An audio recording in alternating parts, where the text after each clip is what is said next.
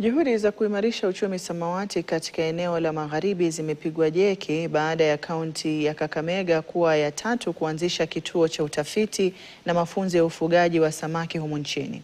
Kituo hicho ni cha kwanza katika eneo la Magharibi kufuatia mkataba na taasisi ya utafiti wa bahari na uvuvi humu nchini Kenya, yani KEMFRI.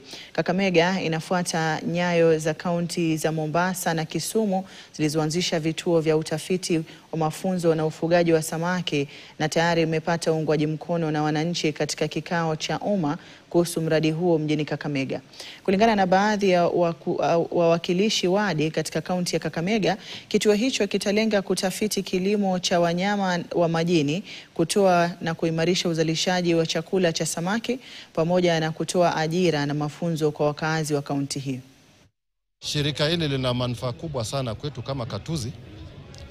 Manake linaenda kupeana nafasi ya watu wetu kukuwa na kifaa ama senda ya training karibu, na hii itawezesha kupata kujua ni mambo gani ambayo inafanyika katika ile inaitwa blue economy. Mradi huu kama wananchi watakubali, ile maoni tumekuwa na wananchi, naona ni kama wote wamekubali ya kwamba wanakaribisha mradi huu ambapo ni mzuri sana, itakuja kufaidi watu wa Kakamega na kaunti zote ambazo zinapakana na Kakamega. Tunafurahia huu mradi wa mambo na samaki. Tunajua manufaa itakuwa nayo kwetu, itaboresha wale wakulima wanafanya ufugaji wa samaki, itaboresha kwa sababu watakuwa wanafanya utafiti, wanapatiwa ile breed mzuri yenye natakiwa waweze kuifuga. Najua vijana wenzangu watapata kazi na pia watapata mafunzo tofauti wa kilimo ya samaki.